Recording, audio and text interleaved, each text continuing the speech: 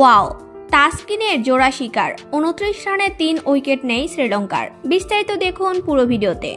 দর্শক, শ্রীলঙ্কার বিপক্ষে সাদা পোশাকে 1-0 ব্যবধানে সিরিজ হারের পর রঙিন পোশাকের মিশন শুরু বাংলাদেশের। 3 ম্যাচ ওয়ানডে সিরিজের প্রথমটিতে টসে জিতে শুরুতেই ব্যাটিং করছে লঙ্কানরা। ইনিংসের প্রথম ওভারেই মেইডেন নেন তাসকিন আহমেদ।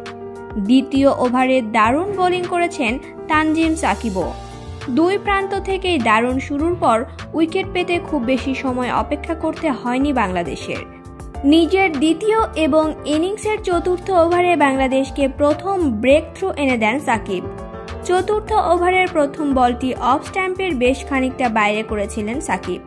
পেস ছিল সঙ্গে অতিরিক্ত বাউন্সও, আর তাতেই টাইমিং করতে পারেননি। এজ হয়ে বল চলে যায় উইকেট কিপার লিটন দাসের গ্লাভসে।